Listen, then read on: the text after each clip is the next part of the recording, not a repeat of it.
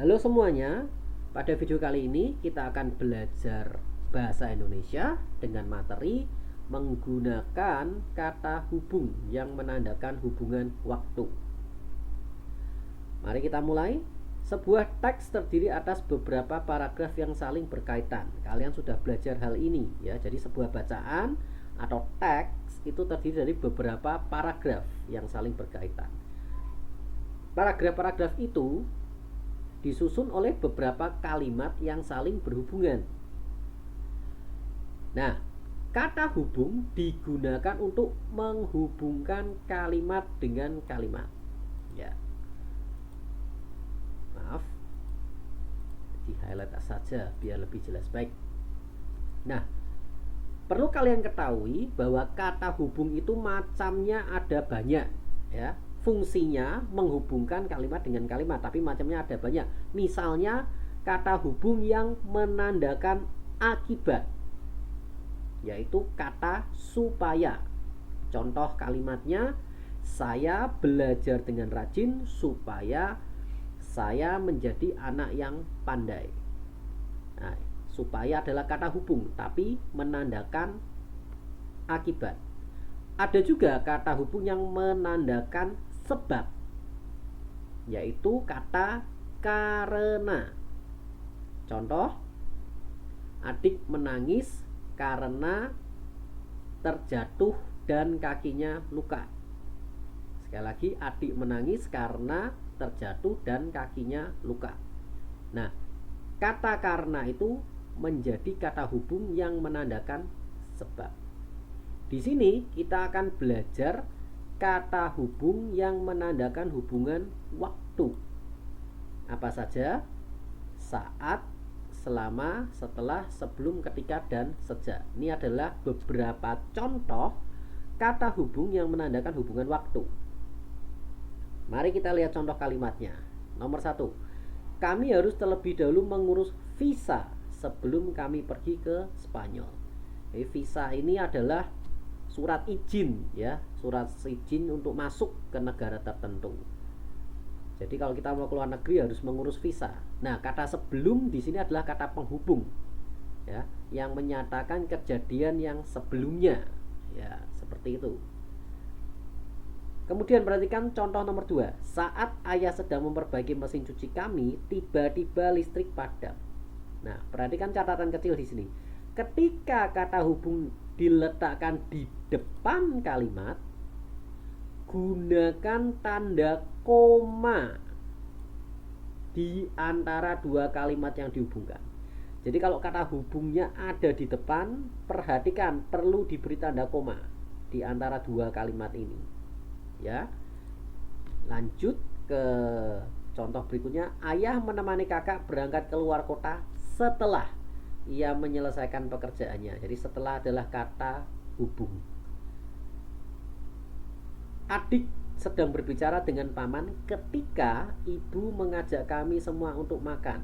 Nah, di sini ketika sebagai kata hubung yang menandakan waktu. Dan contoh kelima, sejak aku dilahirkan, orang tuaku selalu menyayangiku. Perhatikan juga catatan di sini. Ketika kata hubungnya diletakkan di depan kalimat, sama ya dengan nomor 2, gunakan tanda koma di antara dua kalimat yang dihubungkan. Ya, itu adalah contoh-contoh kalimat yang menggunakan kata hubung. Mari kita bahas paragraf ini. Silakan kalian baca. Teacher Ernest bacakan sekalian ya. Ini saya hilangkan dulu supaya tidak mengganggu tanda birunya. Maaf. Oke, kita mulai. Dodi dan Asep bermain layangan bersama. Dodi menangis ketika layang-layang miliknya putus. Melihat teman-temannya sedih, Asep sangat iba. Asep mencari ide agar bisa menghibur Dodi. Asep memiliki ide untuk membuat layang-layang dari koran bekas yang banyak menumpuk di rumahnya.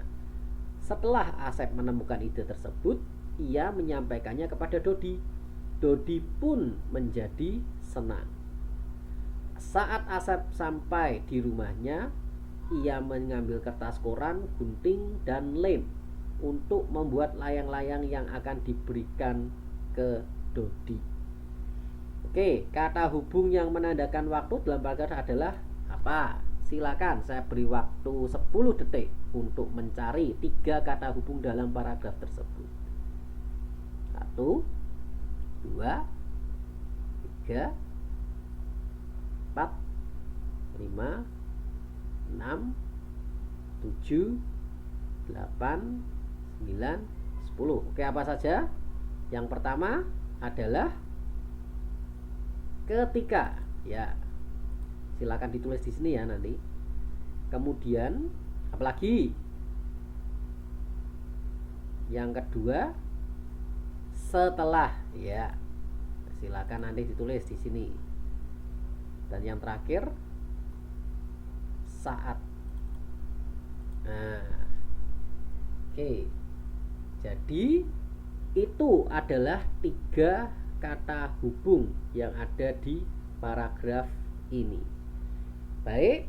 Nah, jangan lupa silakan kalian, ya, ada tugas pada hari ini, silakan kalian tuliskan 3 contoh kalimat yang menggunakan kata hubung seperti pada contoh ini di Edmodo, ya, di Edmodo. Jadi nanti silakan masuk Edmodo, sekalian Teacher Ernest kasih contohnya ya. Silakan nanti masuk Edmodo.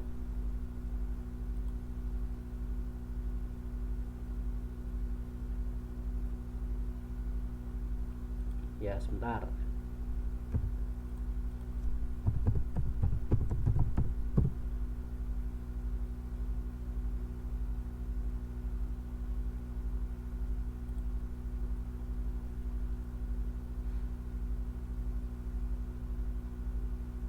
Ya, tuliskan di kolom komentar ya, di bawah sini, jangan di atasnya ya, di sini 3 contoh penggunaan kata hubung yang menghubungkan 2 kalimat ya.